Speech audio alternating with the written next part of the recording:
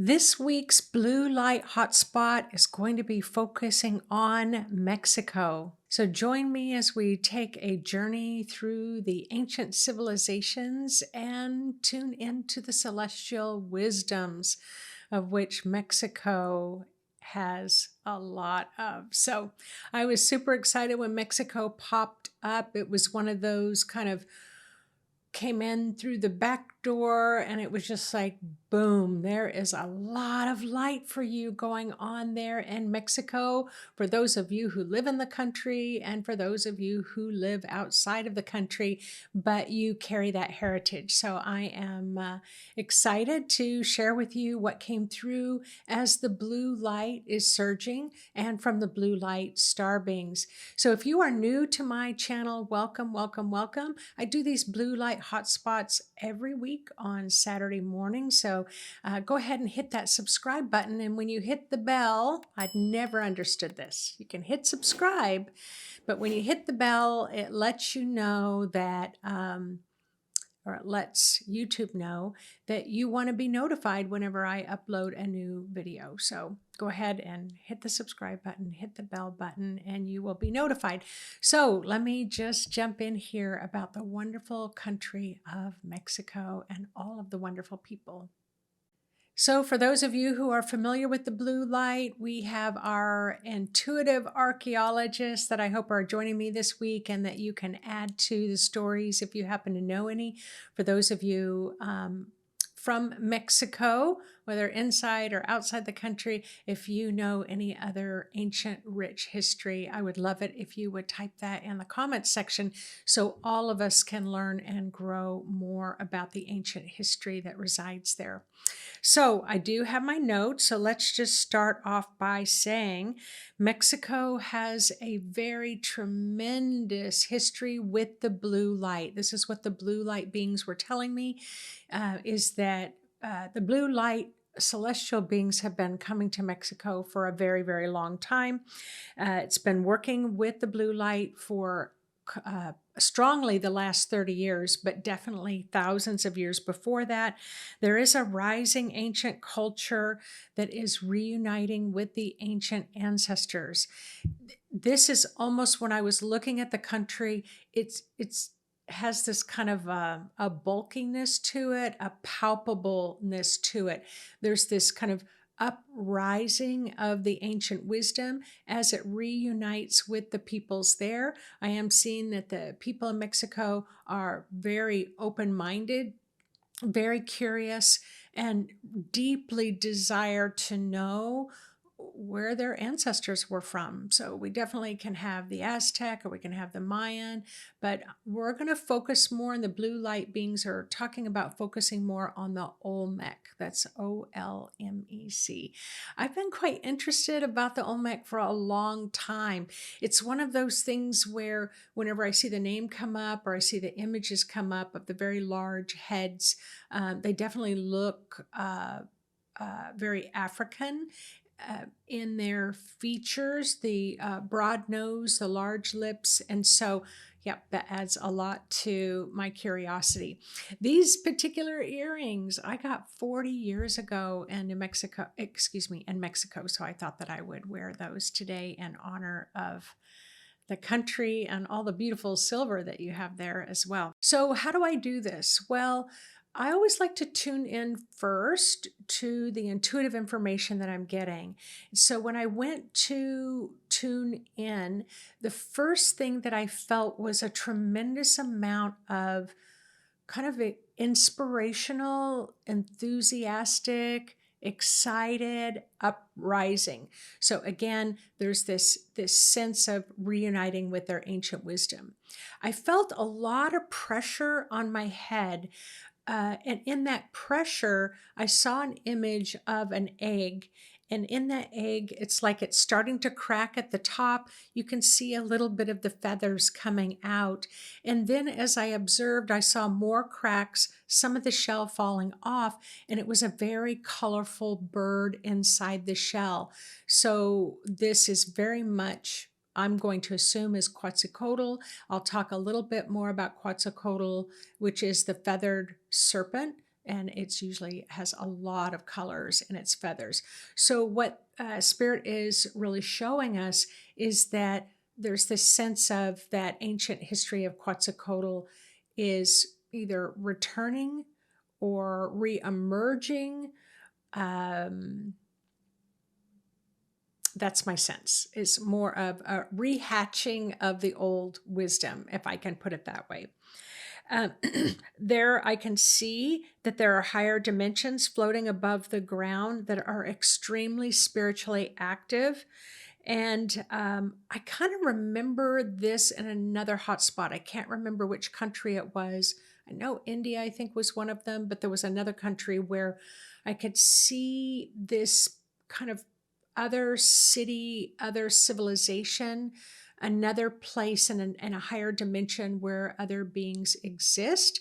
And I'm seeing the same exact thing above Mexico. So it's like we have our day-to-day living down here, but at the higher soul level, it's getting very active, very awakening. So let's just say you're kind of tapped in up here. There's a lot of activity that's awakening you, but that awakening may not actually translate at the human level yet.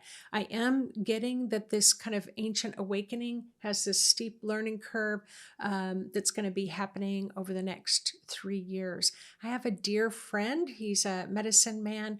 He was living here. I've known him for a long time. He moved to Mexico to be with his son, who has a healing practice down there. And he's been keeping me updated on the cultures, the shamanic cultures, the medicinal plant medicine. All of that is uprising again, and the memories are being reawakened. So I had the visual of the egg, and then I heard reclaiming, rewriting false history. Reclaiming, rewriting false history. The ancient ways are very shamanic, are calling the medicine people to awaken. Healers, the medicines, the spiritual world is calling you to step back into your medicine. So what does this mean for you who are from Mexico?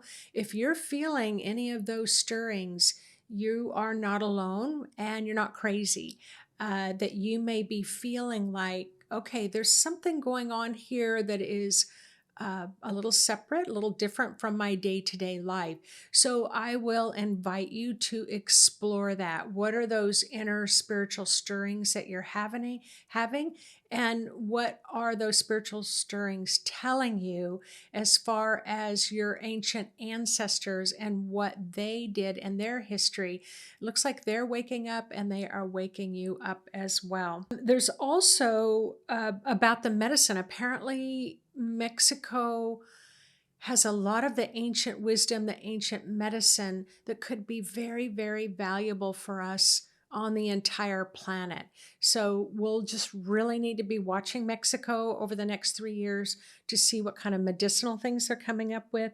I am hearing that in Mexico, or the ancient ones are singing us back into health. Not quite sure what that means, but when I asked Spirit, Spirit said there's a lot of healing songs. So this would be very we would know this from our own indigenous cultures here in the United States and in Canada, other indigenous cultures around the world. I definitely know in South Africa, when I trained there with the Zulu tradition as a Sangoma, is that they have very healing songs that are very uplifting and that can call the illness out of the body. So maybe that's what they're talking about. I'm also being told clairaudiently that there's something about healing foods as well. So it's more than just herbs. It's more than medicinal plants, that actually the way that they put the food together is put together in a way that's very healing for people. So I will be very curious if any of you are watching this from Mexico, and if you want to write down one of the recipes that is a very healing recipe of a meal, I would love to read more about that. There's also more of the spiritual realm that's coming and talking to many, many people in Mexico. There's more rituals and ceremonies that are coming back to the surface. So, again, let me welcome everyone, whether you're from Mexico or not, because we can always learn a little bit more. And let's explore more of that mystical, profound connection between the celestial blue light frequency and the ancient civilizations of Mexico, specifically the Olmec people. And there is the legend of the feathered serpent. So we've already talked about the egg and its hatching, and intriguing possibility of alien star beings influencing these ancient cultures since the beginning of time. So, as I said before, it does have a very palpable frequency of the blue light. And this blue light is more than a physical wavelength. It's a spiritual beacon calling ancient cultures to rise and reconnect with your ancestral roots. This is not just a little shift. I do want to be very clear about what I'm experiencing. It is a big shift. There's been kind of this grassroots rising over the past 20 years, but really looks like the next several years is going to be highly accelerated. So as you know, the blue light from the blue light star beings, I've been talking about this blue light frequency since 2017. It really uplifts your emotions. It fills you with joy, fills you with laughter. It can make your head full as you're tapping into other dimensions. You just might be overthinking it. So you really want to go with your intuitive senses much more than trying to figure out what's happening to me in my head. So I remember when the blue surge came through, apologies for not pronouncing this properly, but Teotihuacan, the pyramids there. So a very dear friend of mine took Yvonne and I, and we traveled to the pyramids just outside of Mexico City to observe it because we knew that that second big surge of blue light in 2021 would be coming through the pyramids there. When I got there, I realized that the capstone was missing. I asked a lot of people about the capstone. I said, was there a capstone? Because the blue beings of light kept telling me there was a capstone and it was gone. I was able to do a deep dive exploration, and I was able to find this little booklet that said that in the 1920s, it was the Catholic Church that had the capstone dismantled because it was idolizing other beings, like the feathered serpent and the sun gods and things like that. So the Catholic Church had it dismantled. And so at the time, the blue star beings asked for many of us to gather, and there were 1,000 of us that gathered to help hold the focus to rebuild the light, the frequency of the capstone at the top of the pyramid so that that blue light could come through again. So in Mexico, it is a very significant area for the blue light beings. So let me just talk to you now about the Olmecs, because this area, I think it's in this area where the Olmecs were, is where there's a larger concentration of the blue light. So I went and I did a little research, and what I was able to come up with from the Olmec peoples, their civilization dated around 1400 to 400 BC, according to what is written in the history. But I will tell you, my intuitive sense tells me that the Olmec civilization and the Olmec people goes back much older than that. So I'm really curious what your intuitive sense is about that as you tune in as well. And is considered the mother culture of Mesoamerica. Their influence extended from the Gulf of Mexico to Nicaragua, predating Mayan and Aztec civilizations. The Olmecs were renowned for their colossal head sculptures and their complex societies, but their spiritual and mythological contributions are equally significant. So let me talk about the feathered serpent. I did another little deep dive on this because I was very curious about the feathered serpent. So it's got like a snake type head, and it has wings. So it looks like a bird and a snake combination. And so the snake comes up a lot in the world. So when I did another little deep dive, it is about the snake peoples are star beings that came from another galaxy and that they came to Earth to help people. Now, I don't know how significantly they are around or influencing us at this time, but it seemed like they were highly present on the Earth thousands and thousands of years ago, and they influenced many cultures around the world. So, one of the most fascinating aspects of the Olmec history and spirituality is the feathered serpent. It's very much represented in their Olmec art and in cave paintings. It's depicted as a crested rattlesnake with feathers, often in close association with humans. So, it's always showing that this massive, beautiful being was helping people. It's also known as the avian serpent. So we do know that there is a group of star beings called the avians. So you can go look that up. It was also known as an Olmec god. So they saw it as a god figure of higher intelligence and higher wisdom, and that ancient wisdom that goes back throughout the universe. Let's see. Yeah, the famed Quetzalcoatl is what it's called. So Quetzalcoatl, the feathered serpent, was a significant figure in Teotihuacan.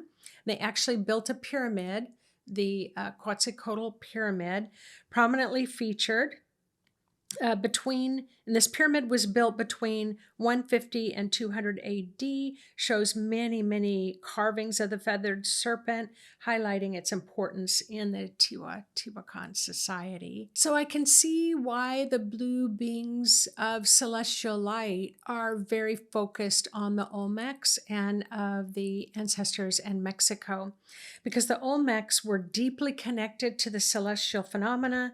They possessed advanced knowledge of astronomy, agriculture, and attributed this advanced knowledge to the serpent god. The concept of serpent gods is not new to Mexico. That is not the only place where Quetzalcoatl was featured. But it's also similar in the Vedic traditions in India, and Aztec traditions, in Cambodia traditions, suggesting a shared ancient wisdom. I did do a little deep dive in the Cambodian history because I was really curious about these serpent gods or serpent people. And according to the Cambodian history, is that they believe that Cambodians do carry the DNA of the snake gods or the serpent people. So many believe the serpent gods are potentially extraterrestrial beings playing a crucial role in the development of many, many, many ancient civilizations. They are alien star people who descended to the earth to aid ancient societies, and especially with Mexico, potential landing site due to its history and its spiritual energies that are there. When I went to stay with my friend, so I didn't get to finish about the capstone. So my friend took us there. He was so overcome, he passed out when he was standing by the Sun Pyramid. Now, he thought maybe he ate some bad food, but I could see his entire aura was colorful. I could see this colorful feathered headdress. I knew that his ancient ancestors were really imprinting upon him, reawakening on the inside of him, and that they were able to come through because the frequency there was so high. I did try to talk to him a little bit about this, but it was just, he's very Catholic. And he just said, no, no, no, I just ate some bad food. So I just really had to drop it. But he was, we call it overcome by the ancestors, or being pressed by the ancestors. And wow, it took us a while to get him back to the bus to get him home. And Yvonne and I stayed in his little village. So the bus ride was about 3 hours away from Mexico City. And where we stayed, they still ride horses instead of driving cars. So it was very, very out in the middle of nowhere. But the frequency and the vibration was incredibly high. I could see lights kind of shooting across the sky. I saw a beam of light come down at night down into the land outside of this little town. And then during the day, it's like I saw this light come out of the clouds. And this was easily 8 years ago. And so highly, highly active with very high frequencies. So many people believe the serpent gods are extraterrestrial beings, as I said. Today, there is that resurgence. So you've heard me talk about that, of the ancient ways, the medicine people, the ancestors, and the awakening is encouraging all of you in Mexico to start waking up to your ancient wisdom, whether it's through song, healing, food, or communicating with the spirit world. So the celestial blue frequency of light in Mexico is so much more than just a natural phenomena. It's a portal to the ancient wisdom. So there's this enormous portal waking up your wisdom there in Mexico. And because it's a portal, it's that indicator of its extraterrestrial connections. So exploring the history of the Olmec people, the legend of the feathered serpent, is going to help all of us gain a deeper understanding. Because what I'm getting about the blue light hotspot in Mexico is that as these ancient teachings reawaken, it's going to be shared all around the world. So it has high medicinal properties, high healing properties, shamanic properties, medicinal properties. So I am very excited for all of you in Mexico, and for all of you who are from Mexico, have your ancient roots there.